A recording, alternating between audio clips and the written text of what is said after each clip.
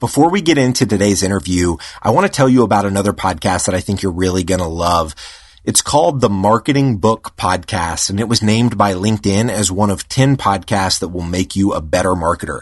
It's hosted by my friend Douglas Burdett, who we've had on the podcast in the past. And Douglas does weekly interviews with authors of best-selling marketing and sales books. According to an Adobe survey of marketers, 76% of them said that marketing has changed more in the last 2 years than in the previous 50. So when you subscribe to this podcast, the Marketing Book Podcast, you're going to be able to keep up with the quickly changing landscape of modern marketing and sales. One thing that is unique about this that I think is really interesting is that Douglas reads every single book before every interview. And you can tell that in the engagement that he is able to have with each of the authors that he interviews. You can just tell he knows this content because he's read the entire book. He hasn't just read the cliff notes. And so he has done over 100 interviews, but I want you to head over. You're already in the podcast app. Head over and search for the Marketing Book Podcast. Get subscribed, download a few episodes. You can check out their website at marketingbookpodcast.com.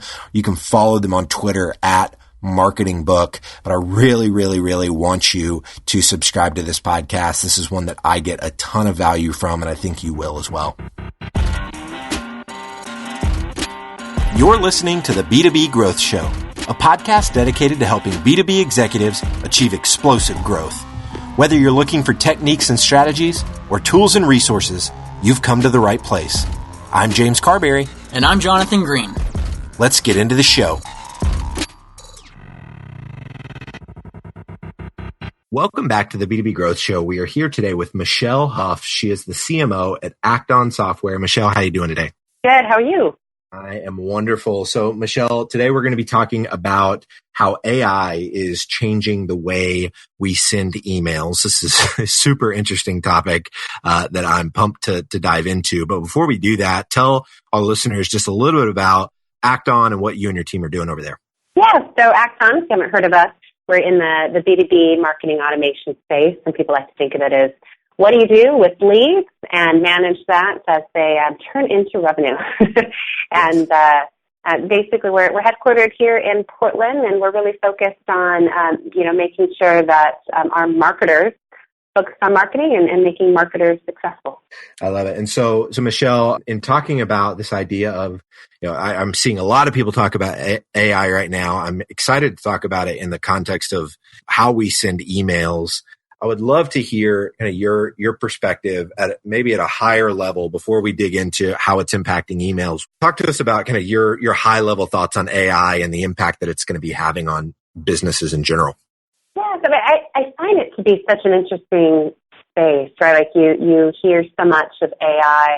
I think maybe given my age and the original Terminator days, right, where you think about technology and how it's getting smarter, and then you're starting to see a lot more of it in the consumer context. And there are so many applications from a business context as well. And I think the more that you kind of are into technology and you're seeing all the different trends, you're starting to see it be applied in different ways, right? It's interesting to just, when people say artificial intelligence, right? It can't just be intelligence. It needs to be applied to what are you trying to actually solve? And so, what I've been learning about and continually focused on as a company and diving more into is the interesting use cases and problem sets from a marketing standpoint that we can really start applying, right? The machine learning and analysis and some of the interesting use cases to something that we, try to tackle every day.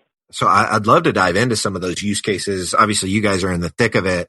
That's a lot of what your product is doing. Can you share some use cases about how B2B companies are using AI in the emails that they're sending? Yeah. So, I think that, one of the things that what we've been doing is around adaptive sending. And it's one of those things where if you take a step back and you think about how we choose to send emails today, right, in marketing, is you have a message and you're reaching out to different an audience. And normally, if you're doing it manually, you just pick a time of the day and you send it, or you, within a, automation system, you might pick a time and say, hey, make sure that it goes into every single person's unique time zone at a very specific time. Yeah. And how do we pick that time? I mean, it's funny because you talk to marketers, I'm like, what time do you pick? And a lot of people are like, well, I think Tuesdays at 9 a.m. really works well. So people say, no, got to do it Wednesday, right? Like Wednesday at 10, that's perfect, or 1. And the hard thing is in market, like at the end of the day, you kind of, you're picking a window, but so much of when it actually, you just weren't really good. You want whenever it's going to be working the best for that person to open it up, right? And it's difficult. And we think about how do you make that decision today is you send it. People who have a little more time on their hands might send it a few times and then actually do analysis, right? You look at the thousands, of sent emails, and then you start looking at the open rate. Mm-hmm. And you're like, okay, well, you know what? We, for our segment of audience, Wednesdays at 10 a.m. actually tend to get better open rates. And that's usually where we stop. And it's difficult because, number one, I mentioned, you don't always have a lot of time. You might put that time up front, but then over time what happens culturally is we say, okay, well, we've got a Wednesday at 10 a.m. kind of crowd, and it's rare that you change that mindset. How often do you kind of go back and do that due diligence? And so for me, what's really interesting is applying things like machine learning and AI, not in a really broad context, but something really specific, and just makes it really relevant because you're thinking, okay, instead of actually taking, someone on my team and spending hours of time like researching, building these reports and looking at it on a weekly basis, you have some of the technology in the background doing that analysis. And I think what the ultimate problem is when you break out and you think of volume, it gets a harder and harder problem for a person to solve. But super easy for machines and technology. So instead of thinking it from an aggregate and you say, hey, we've got a Wednesday at 10 a.m. crowd, you could really look and say, what times does James actually, engage and interact with messages within the website? Like, because you might actually be a person that, stays it up till 4 o'clock in the afternoon. Other people like to do it at, get through the whole inbox first in the morning. For me, I've got kids, and so I'm actually more of a 9 or 10 o'clock at night when I'm just, I'm not distracted and I can kind of take some time reading and looking through things. And so instead of having, a recommendation that solves for the math and the lowest common denominator, it really breaks it and makes it much more targeted and learn, what works for you. And then let's just optimize and save it. And if you change your patterns over time, right, because you've got something, it's not like a person who takes time out of their day and does the whole analysis and then, the once a year project, right, it's kind of continually learning and evolving. And I think that's when it becomes really interesting. So from a timing perspective, I mean, that makes perfect sense. So now you have kind of individual profiles, knowing that when we send this email for James, it's going to go out at 4 p.m, but for Sally, it might go out at 10 at night because that's when we've seen her open emails in the past.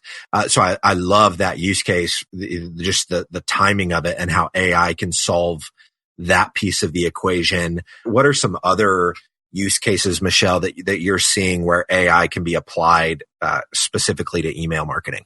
Yeah, I mean, so it goes in a lot of areas, right? And you think about, it's not just like when they open the email, but maybe when they're engaging online and factoring some of those things in as well. And some of the things that we're doing, beyond just the send time.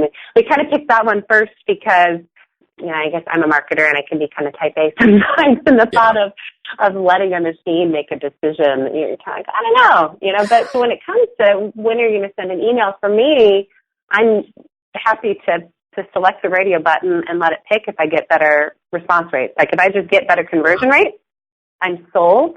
Yeah. I think what you'll start to see is some of those really specific use cases will be probably the easiest ones for marketing to first start, seeing how they can work with the technology and what becomes, in their minds, like where you could start building that trust and relying and understanding how the technology is learning and the recommendations, where we see it getting more interesting over time is, for example, scoring.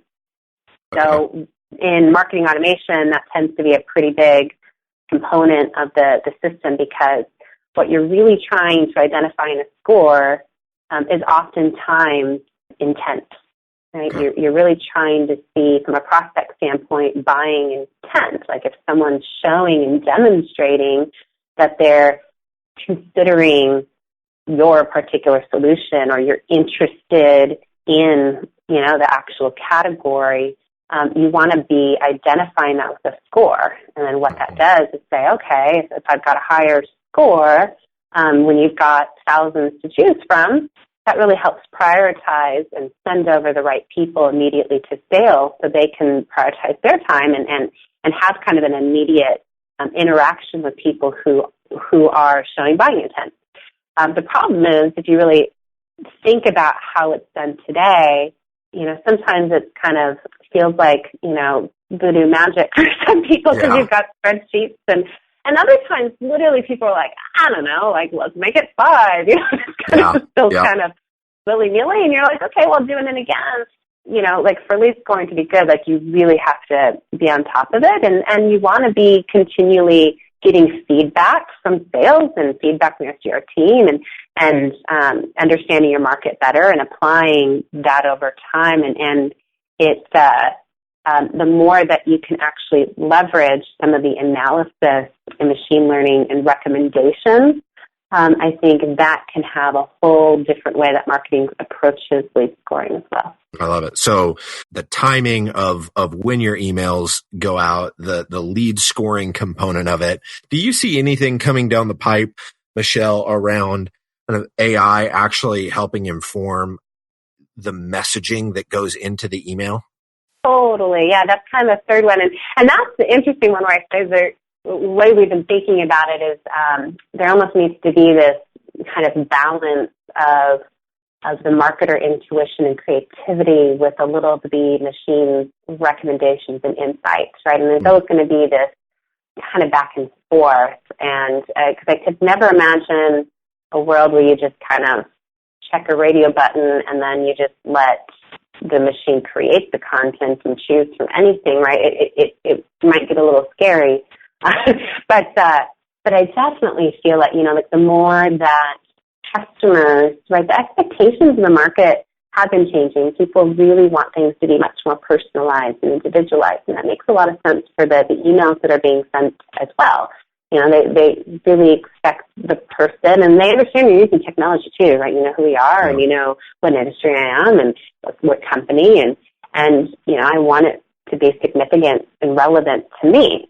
Yeah. And, I think that we do in marketing, we kind of creatively come up with different messages, and we can do A/B testing. But again, the A/B testing is a little manual as well, right? It's hard to really run through. I think sometimes in the consumer space, I think I've seen a lot more of this applied AI machine learning to a lot of more consumer and B2C part of the world. I think that we can really take advantage of some of those types of capabilities and really apply it to more of the B2B context as well. But Michelle, is there anything else, as we're having this conversation around AI and email marketing, you being as involved in the space as you are, being with Act-On, is there anything else around AI that you think would be worth talking about before I let you go today? Yeah, I think, I don't know, it's interesting. I've talked with other people, and especially as marketers, I think that there's this intense kind of curiosity. What is it, and what will it do, and how should I be thinking about it? But and that's another question people tend to leap to is, well, am I out of a job? Yeah, and that's a great question. Right, and I guess my viewpoint, but also it's been shaped by a lot of people I've been talking to as well, is again, there's a lot of things that you can't replace with marketing, around the strategy, around the creativity, around the intuition. And I think that it's more of the people who take advantage and partner best with these innovations in technology that will be able to kind of outpace their competition. But I don't see it's not like, I think there might be challenges with some very transactional scenarios for like chat. If you're a telemarketer, like maybe there's a chatbot type of challenge, but I think in many ways it'll make people in marketing much more faster, but I think it will add a level of complexity as well, and I think it will spur new types of careers and modifications in their roles too.